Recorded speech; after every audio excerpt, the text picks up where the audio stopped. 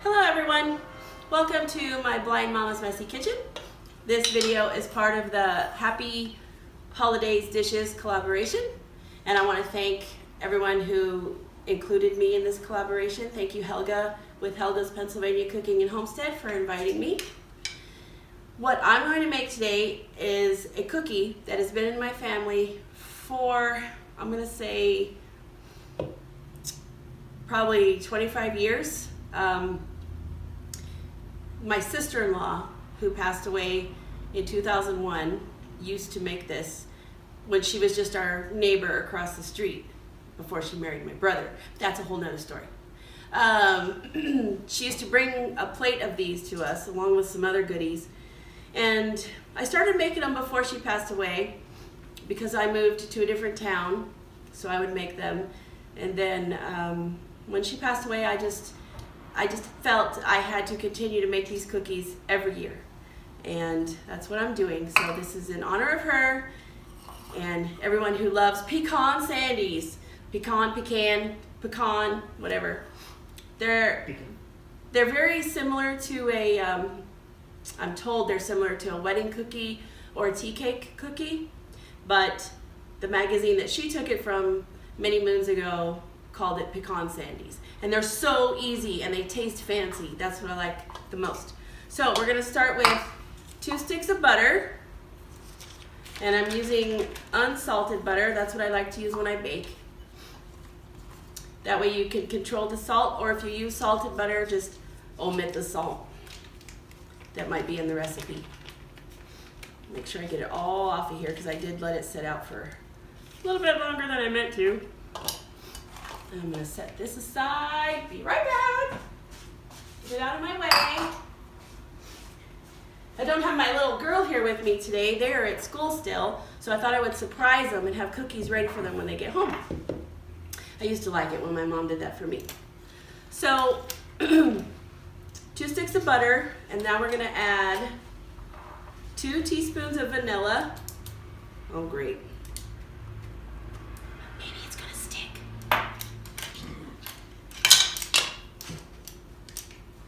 Be right back while I get this vanilla open.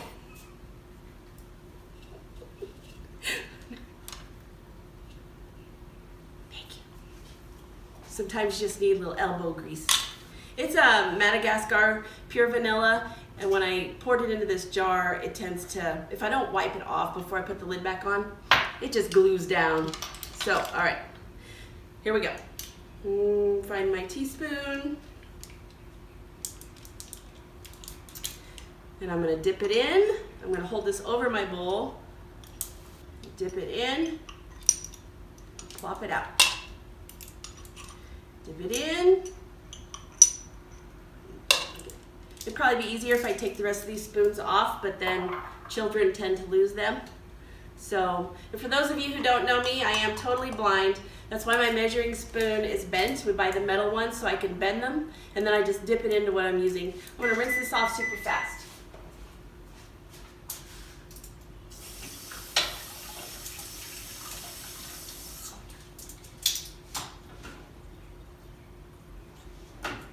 Sorry about that. Wet hands just drives me crazy, and wet spoons. Okay. So 2 teaspoons of vanilla, 2 sticks of butter. Now we're going to use 4 tablespoons of sugar. Got my sugar container here. I just keep refilling this. We buy a large bag of sugar, and then I just keep refilling that container because it fits in my cabinets better. All right, so 1, smooth it out, 2,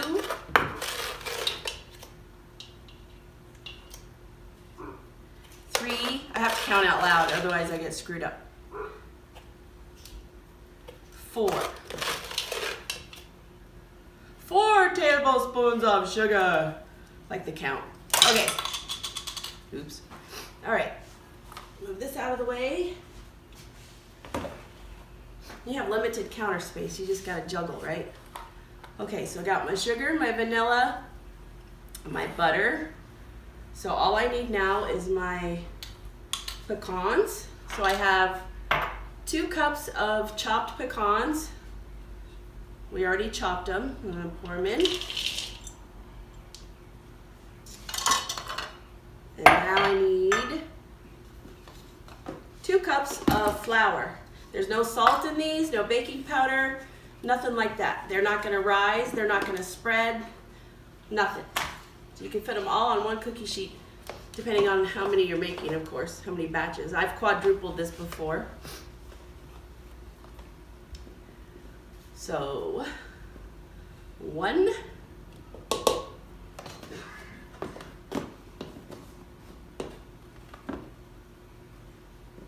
2.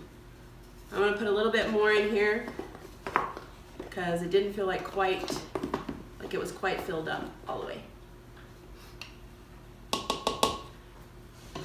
Set this over here. Don't knock it off the counter, Jerry, that'll be a mess. Okay. Got that going on, get my spoon out of the way. I'm just gonna get this started with my spoon, and then I'm just gonna dig in with my hands. That's the best way to do it. Use the tools we have that we were born with, right? Just get it started with the spoon. I'm just gonna dig in with my hands. And then what we're gonna do is we're just gonna roll them in little 1-inch balls. You can do different shapes with them. I've rolled them and then put them in like a croissant shape to make them look a little fancier. Because after they bake, you're gonna coat them with powdered sugar. And we do have our oven preheated at 325 degrees. So I'm gonna start rolling these into balls, and then I'll show you the tray.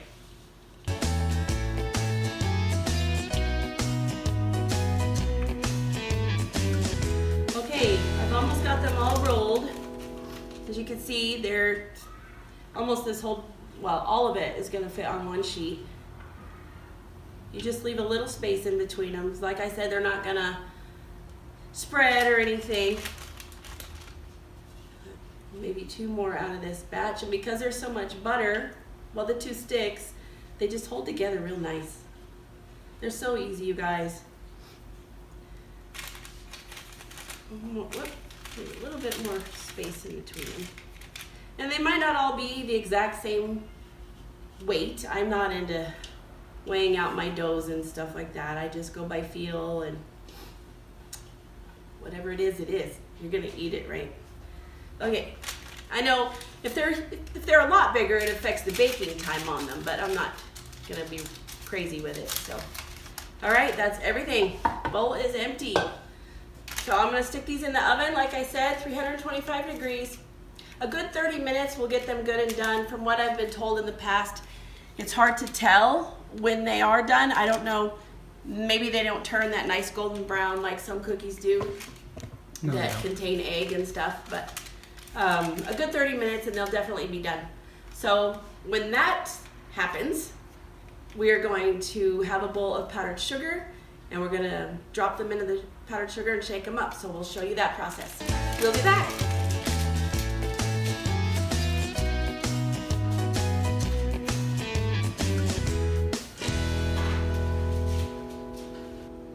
So while all the cookies are in the oven, I just want to say that this collaboration is put together by several different channels, and I'm going to put the links to all those different channels in the description box. And please check them out because they're all wonderful people and have some great recipes for you.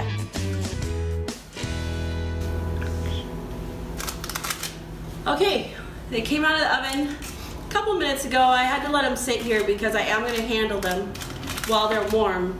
So I let them sit there for a couple minutes before I start touching them. Some people who can see might use tongs to do this, but I don't do well with tongs. So I'm gonna use my hands again. And in this bowl, I've just got plain old powdered sugar. Well, I need this lid. What am I doing? Let me put that over there, Jerry. Pay attention. Okay. So I'm gonna drop a few of these cookies into the powdered sugar, and then I'm gonna slap the lid on it. Make sure it's on good and tight. We do not want to shake this and have the lid fly off, do we? give it a gentle shake. We don't want to act like it's shake and bake pork chops or anything, because then we'll break our cookie. But just kind of roll it around. Take the lid back off.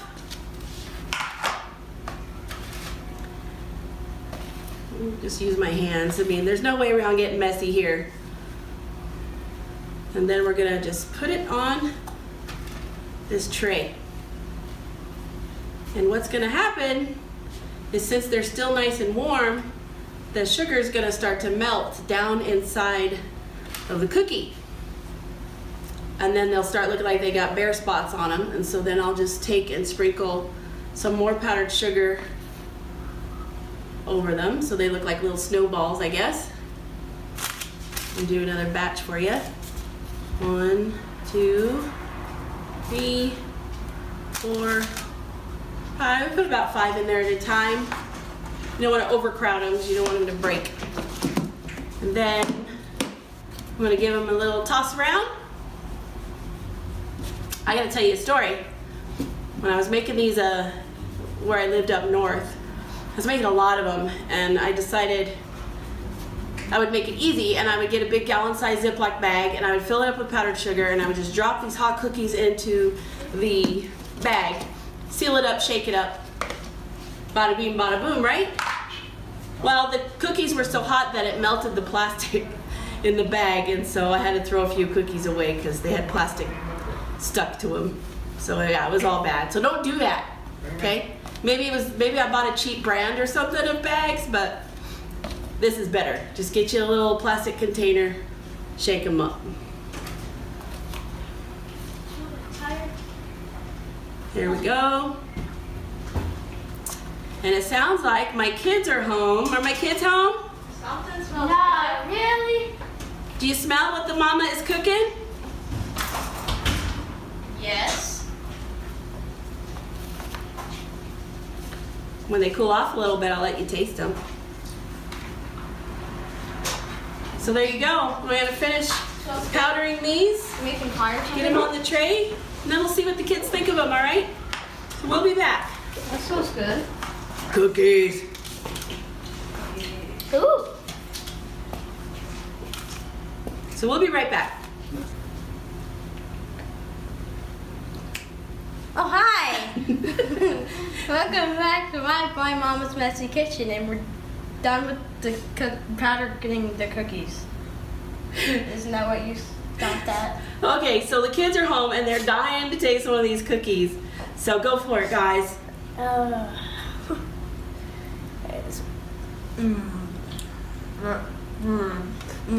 they good? Mm-hmm. You? It's good. Are you glad it's cookie season? Mm-hmm. Yeah? Mm-hmm. All right, everyone.